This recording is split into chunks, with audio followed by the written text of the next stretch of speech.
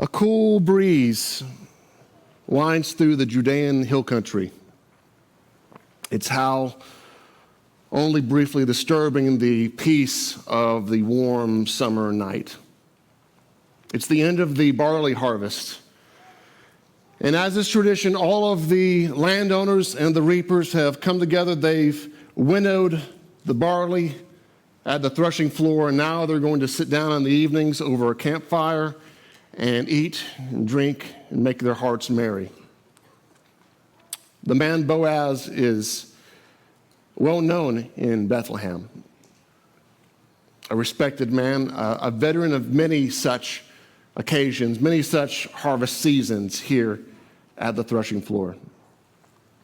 He's familiar with it. He is a man of character. He has that reputation, a man of principle. But a man like this, living in the turbulent times of the judges, where everyone did what was right in their own eyes, a man like this has meant that he's living alone. No wife, no children that we know of.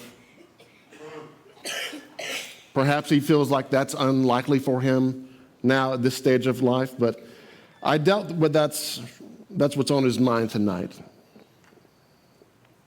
Each man, after he has winnowed his grain, has put it into a pile and is going to sleep next to that grain to kind of safeguard it through the night. And so as he is laying on his back against that heap of barley grain, he's rethinking to himself and remembering. He remembers the other years. Not so long ago, the years of famine. There were years where the land produced no food, where the heavens were shut, and there was no rain. Times like that try a man's faith. Many of Boaz's neighbors and family that had land there in Bethlehem had sold it, leased it out, and then moved. Abandoned the promised land, but not Boaz. He stayed. Even though I'm sure those hungry years tried his faith as he walked through the barren, desolate fields that used to be his waving fields of grain. He's thinking back to these times, but tonight he's remembering all of this. He remembers that the reason why it's so important to stay with the land. See, the land is not just property to the people of Israel. It's connected to their inheritance, their covenant with the Lord. Because all of the land actually belongs to God, as it says in Leviticus 25, verse 23. For the Lord told him, "The land shall not be sold in perpetuity, for the land is mine. For you are strangers and sojourners with me." Many times Boaz walked through that field as it was desolate and asking the question, "God, when are you going to show us favor again?" But now, tonight, as he is leaning against his, I'm assuming, a gigantic pile of grain after a night of celebrating, those famine years are a distant memory. Surely the Lord's extraordinary covenant kindness is on his mind tonight. It's been a season for that kind of kindness. Many in Bethlehem have heard the story of the Moabite widow, Ruth, and her extraordinary covenant kindness and loyalty to her mother-in-law, Naomi. She's been the talk of the town for the last 7 weeks, and Boaz has gotten to know her a little bit as she's been gleaning in his fields. No doubt a virtuous woman. For who can find a virtuous woman? She is far above the price of jewels. Perhaps this is why Boaz felt compelled to show kindness to her, letting her glean freely in his fields. But now, lying on his back next to his grain, with a smile on his face, he's looking up at the starry sky, and while heaven looks down at him, Boaz drifts off to sleep. Earlier that day, unbeknownst to Boaz, Naomi is making plans for the future, and she's smiling as well. As we left off in chapter 2, you know something is about to happen. Let's read it in Ruth chapter 3, starting in verse 1. Then Naomi, her mother-in-law, said to her, "My daughter, should I not seek rest for you, that it may be well with you? Is not Boaz our relative, with whose young women you were? See, he is winnowing barley tonight at the threshing floor. Wash, therefore, and anoint yourself, and put on your cloak, and go down to the threshing floor, and do not make yourself known to the man until he has finished eating and drinking.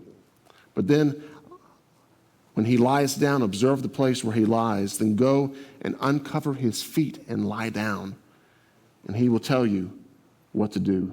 And she replied, "All that you say, I will do."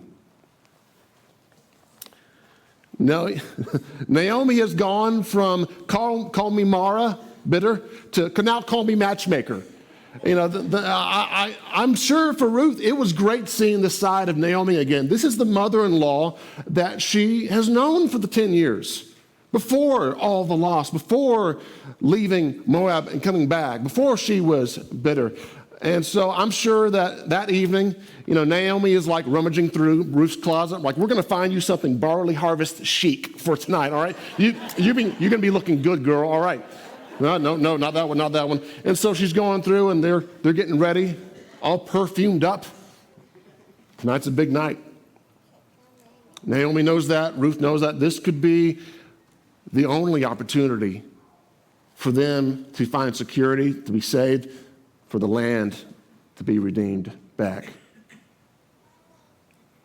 They know this, but Naomi knows it. But Ruth knows that there's also considerable risk going along with this. Even though for months and months, Naomi having that bitter face and countenance, now she's starting to have faith again. Faith that was underneath the loss and the bitterness. Now she's starting to have faith again. An ember of hope is now starting to glow and come alive in her dark world. And that's all well and good, but for Ruth, she knows that there is risk in what Naomi is proposing. See, it's not just a marriage proposal. This whole thing about go to him at night, uncover his feet, you know, she's invoking this kind of odd ritual that I'm guessing Naomi and Ruth both understood. This is a sort of marriage proposal. She understands that's what it is. But it's not just a marriage proposal. She is pleading with Boaz tonight, not just to marry her, but to marry her, redeem the land, buy it back for Naomi and her family, and then raise up an heir, have children with Ruth that will inherit the land. This is a big ask. And she knows if something goes wrong, if he rejects me tonight, if I go there, I get prettied up, and I go there, and then I'm uncovering his feet, and he wakes up and freaks out. If he rejects me, if he's insulted that a woman like me would come to him and ask such a task of him, what if he rejects me? What if he's insulted?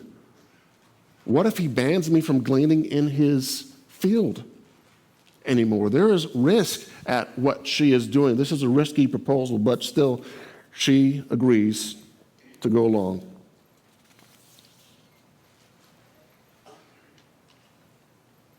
That night, she makes her way to the threshing floor.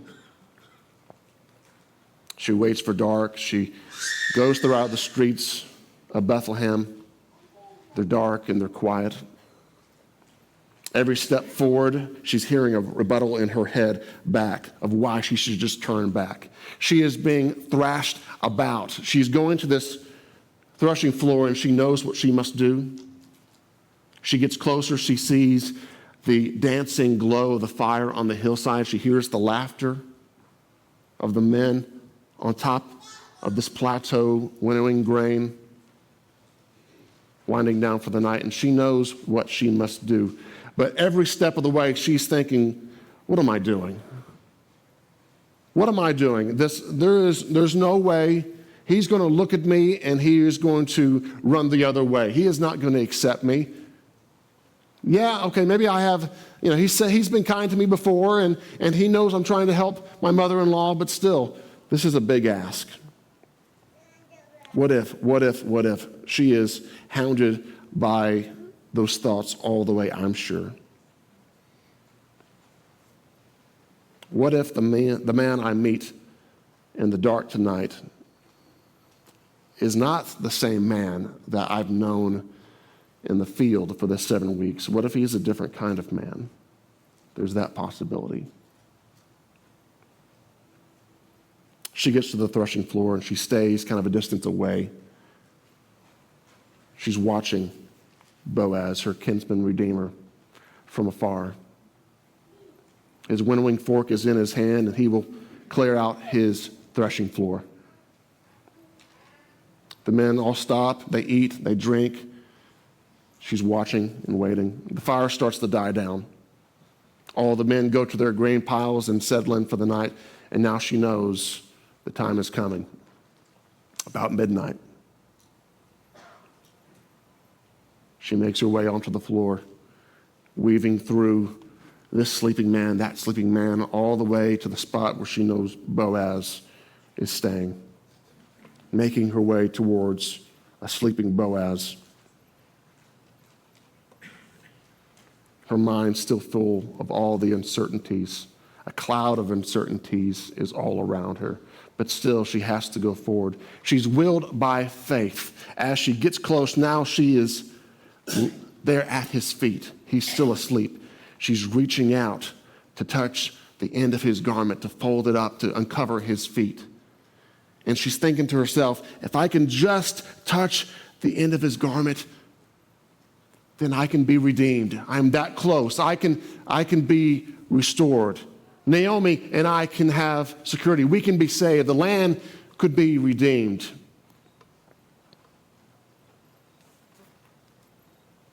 She folds back the end of his garment, exposing his feet to the cool breeze of the night air, and maybe that's what it was. And then immediately he wakes up.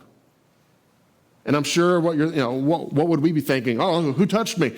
But he looks, and there at his feet, holding the end of his garment, is this dark figure. So he asks the question, who are you? Who am I, she thinks. A Moabite? I'm not one of his people. A foreigner? Some poor field worker, darkened now by the scorching sun? A widow that had 10 years to have a child and never conceived one? Is that what he's thinking? What if he marries me and I can't have a child? All these thoughts in an instant go through her head, but still she answers, who are you? I am Ruth, your servant. Spread your wings over me, for you are a redeemer. Boaz's reaction to that, I can only guess in his mind. What would your reaction be? What would my reaction be to this? Because he knows what she is asking. He knows what is going on. This is not just a marriage proposal. This is a big, big ask.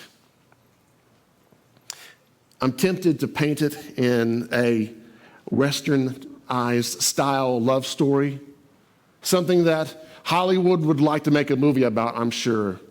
And of course, they would cast this stunningly beautiful woman as Ruth, of course, yes. And then Boaz, this slightly older but ruggedly handsome Boaz, yes. And of course, there was this magnetic, enormous physical attraction to them right away. The story doesn't give us any of that. Actually, I read the whole book. I could not find one physical description of Ruth or Boaz throughout the entire book. But yet, who they are is on every page. So if I'm going to take the leap and say and make a claim that in that moment they deeply loved each other, then you will know that it wasn't based on physical attraction, anything that they saw attractive about each other in the flesh, but it went beyond that to a beauty of the heart, an irresistible spirit, an extraordinary covenant love. That would be fitting. What attracts Ruth to Boaz? He's a man unlike most in this time. A righteous man, a man of character. What attracts Boaz to Ruth? All that she has done, the love that she has shown someone else. How hard she has worked, the virtuous woman that she is. That is what is attracting these two people tonight. She asks, "Spread your wings over me." Kind of an odd statement. Is that a metaphor? What does that mean? Well, the wings was actually the corner of your garment. The corners of your garment that she folded back, that's the wings. And so the wings actually played an important part in Jewish culture. They represented your identity, your reputation, your authority, things like this. Many times in wedding ceremonies, the groom would put a blanket, like a shawl over the bride. She's coming under his authority. And so that is what she is asking for. She's asking for that. Allow me to come underneath your protection. It's a marriage proposal, but so much more.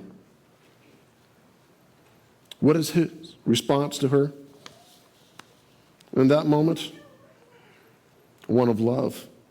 And I wonder if when she says, "Spread your wings over me," his mind went back to something, to their first conversation they ever had 7 weeks ago. A prayer that Boaz prayed for Ruth when he told her, "All the things that you have done for your mother-in-law since the death of your husband has been fully told to me, and how you left your father and mother in your native land and came to a people that you did not know before. The Lord repay you for what you have done. A full reward be given to you by the Lord, the God of Israel, under whose wings you have come to take refuge." And at that moment, it's as if Ruth is proposing to Boaz, saying, "Please, will you, Boaz, take me, Ruth, as your wife and be the answer to your prayer? Spread your wings over me. Give me your protection, just as you prayed that I would find here." Let's read a little more of the story, starting in verse 10. What does he say? And he said, "May you be blessed by the Lord, my daughter. You have made this last kindness greater than the first, in that you have not gone after young men, whether poor or rich. And now, my daughter, do not fear. I will do for you all that you ask. For all my fellow townsmen know that you are a worthy woman. Now it is true that I am a redeemer, yet there is a redeemer nearer than I. Remain tonight, and in the morning, if he will redeem you, good, let him do it. But if he is not willing to redeem you, then as the Lord lives, I will redeem you. Lie down until morning."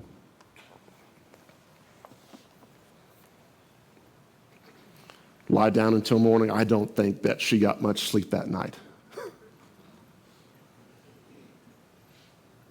Laying down still at the feet of Boaz, still probably holding on to the end of his garment,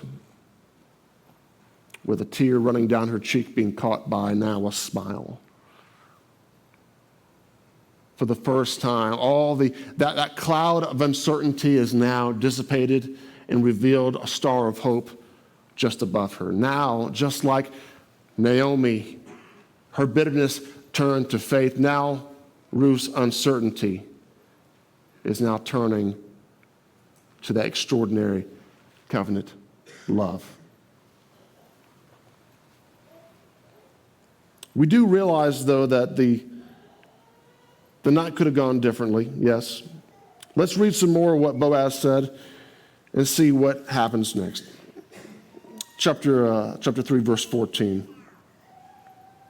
So what did she do? So she lay at his feet until the morning, but arose before one could recognize another and said, "Let it not be known that the woman came to the threshing floor." And he said, "Bring the garment that you're wearing and hold it out." So she held it out. And he measured out 6 measures of barley and put it on her. And then she went into the city. Kind of an interesting thing. He gives her, if you were just wondering, I did the math, 6 measures of barley is about 75 pounds worth.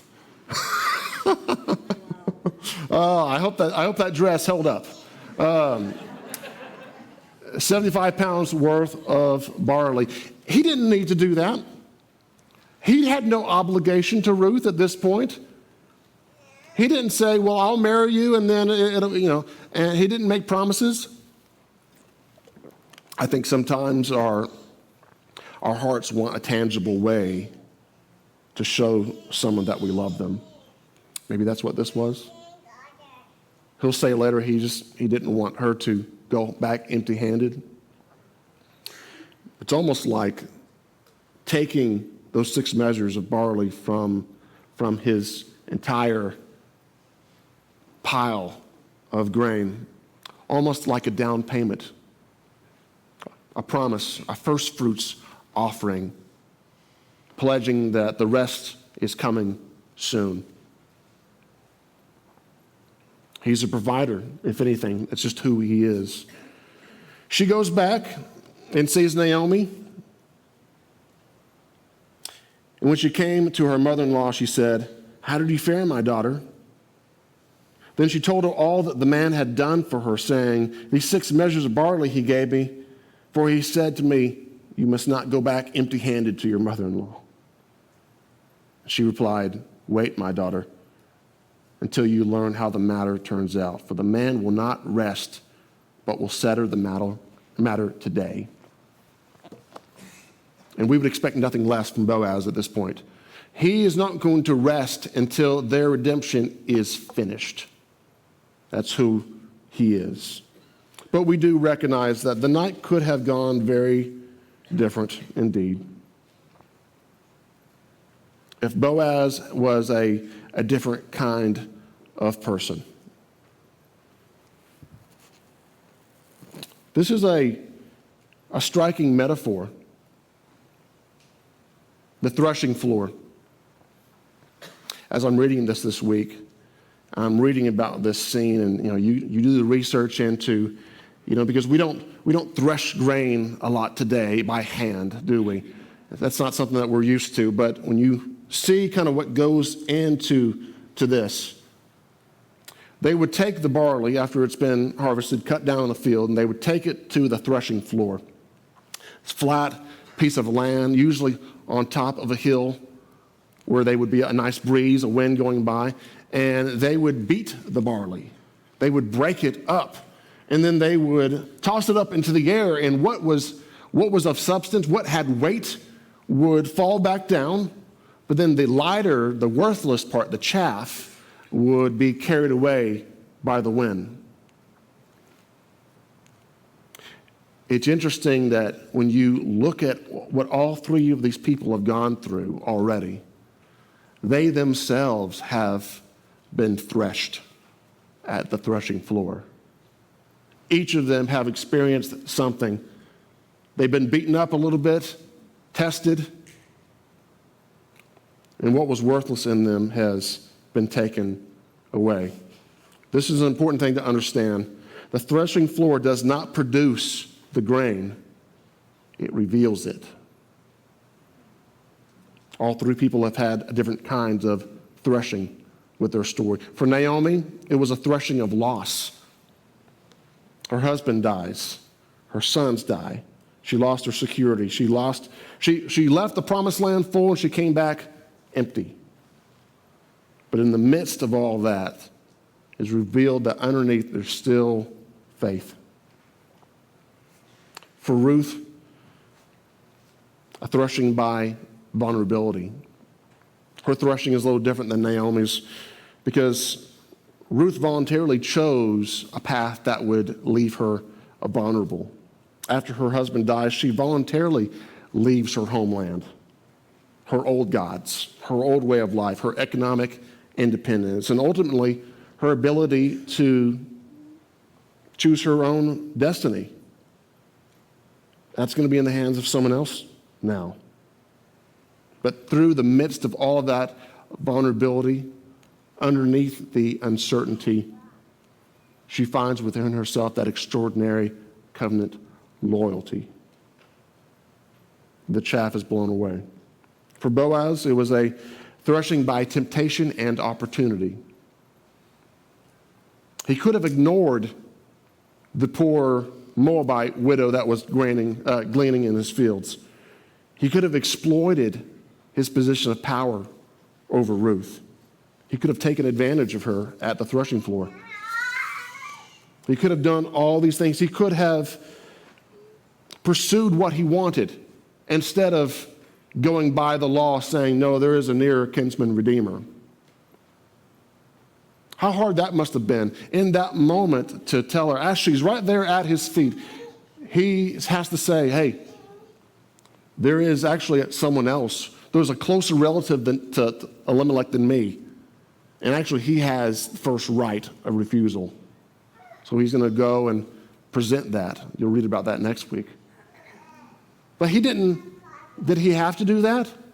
Did he have to? Would anyone else done? Boaz did. Because if he's going to redeem Ruth and Naomi, he has to go through the law first to do it. The law has to be satisfied before they can be redeemed. That's the rules. And so a righteous man like Boaz is going to do things the right way. All the temptation and opportunity, but still underneath all that is revealed to be genuine righteousness. Our series is called Unlikely. And I think we're starting to see kind of all the unlikely things that are now piling up. What was the likelihood that after Naomi has her husband and her sons die, Orpah leaves as she was allowed to and go back home, but then Ruth stays? What are the chances that when they get back to Bethlehem empty, that she happens to glean in a righteous man's field where she's not going to be assaulted, where she is given extra kindness? They leave extra grain for her so she doesn't go hungry. What's the odds that that man happens to be a kinsman redeemer? Someone who can purchase Naomi's land and get it back to them now that they're back in Bethlehem. What are the odds of that? What are the odds that he is an eligible bachelor? Later, he's an older bachelor. Later in life, he never found anyone, but now, what are the odds? What are the odds that it was a virtuous woman that uncovered his feet and proposed marriage that night at the threshing floor? A lot of coincidences stacking up in this unlikely story, and that almost makes me think, what if God had something to do with it the whole time? What if God was working behind the scenes the whole time to accomplish something? The metaphor of the threshing floor works because Naomi is not the main character of the story. Ruth is not the main character of the story. Boaz is not the main character of the story. The main character of the story is God. God, who is turning the unlikely into what is unquestionably providence, turning loss into gain, turning vulnerability into security, turning opportunity into redemption. What about our threshing floor. Does the metaphor work for you and me? We think our faith is strong until we're scared. We think we're patient until we're forced to wait. We think we're generous until someone asks something of us. We think we trust in God until God asks us to surrender something that we desperately want. The threshing floor does not reveal what isn't already there. It doesn't produce the grain, it reveals the grain. The threshing floor reveals that the faith that we claim has substance, or if it, like the chaff, is blown away by the first strong wind. Like Naomi, what happens when God takes away things that we think we can't live without? Like Ruth, what happens when obedience requires us to step into a situation where there is no guarantee, where there is risk? Like Boaz, what happens when we're in a position of power to get what we want, but righteousness requires that we restrain ourselves?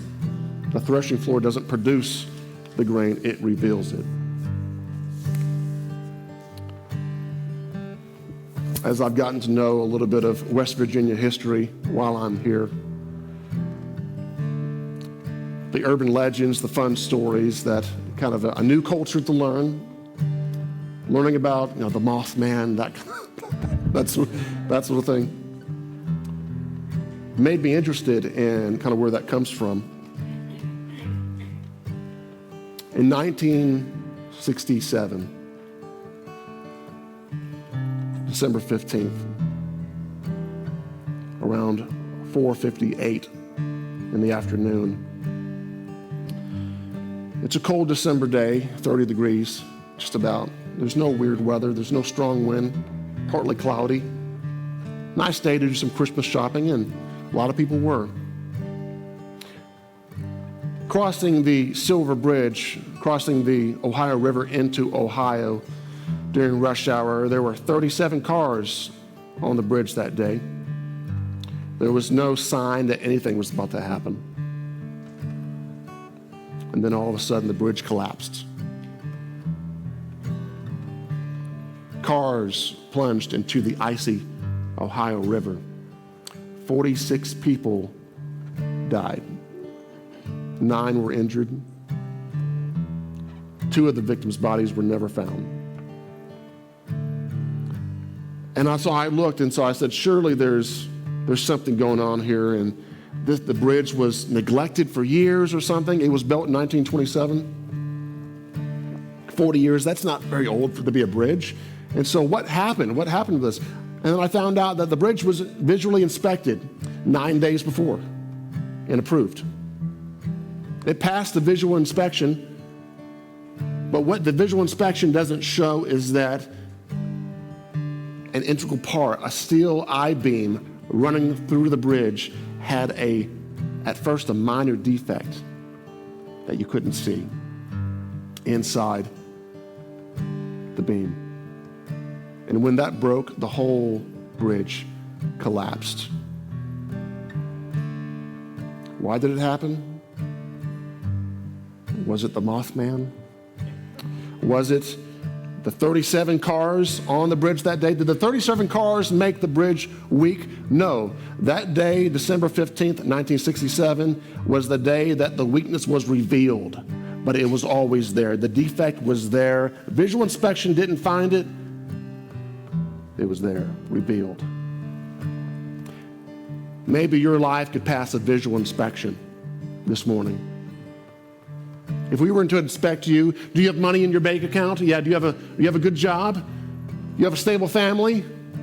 You have good relationships with your friends? All right. Do you have good kids? Is there a happy marriage at home? Maybe your life could pass a visual inspection, but that is a poor test to know what's inside and what could be revealed under the right conditions. Has God ever taken you to a threshing floor? Something that tries your faith? Are the people in Weston on a threshing floor right now?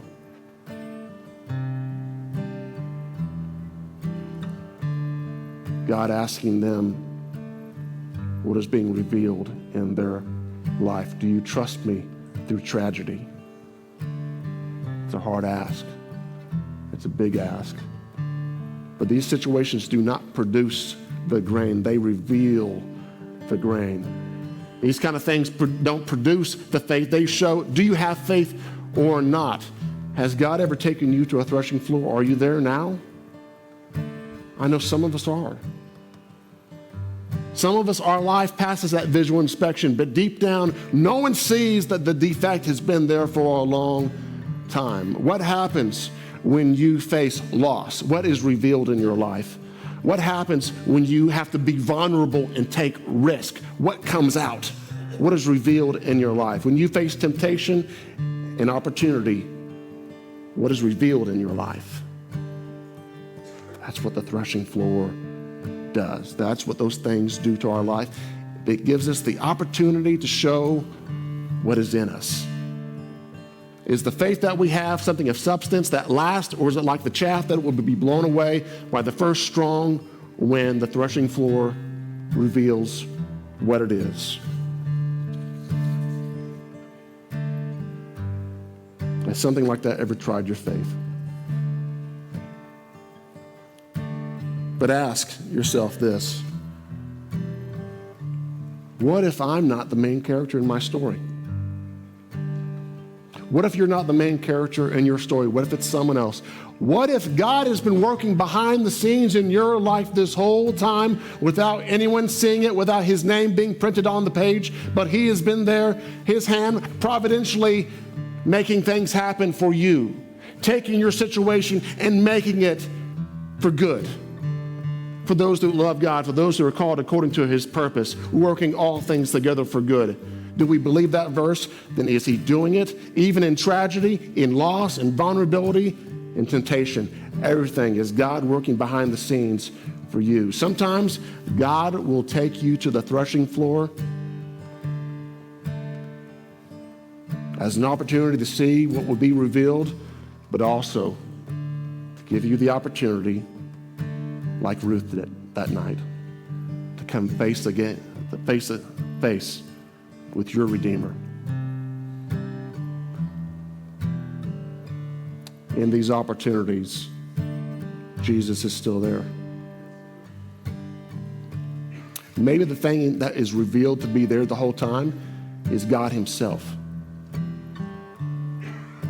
We cry out for God during the storm, and he says, I've been in the boat the whole time with you. In those moments when you're face to face with your Redeemer, ashamed or honored by what has been revealed in your life, still he is there to offer hope to you in times like that. That is our hope. Turns a bad situation into something better. That is what our Redeemer does for us. Amen. Let's pray. Lord, we thank you.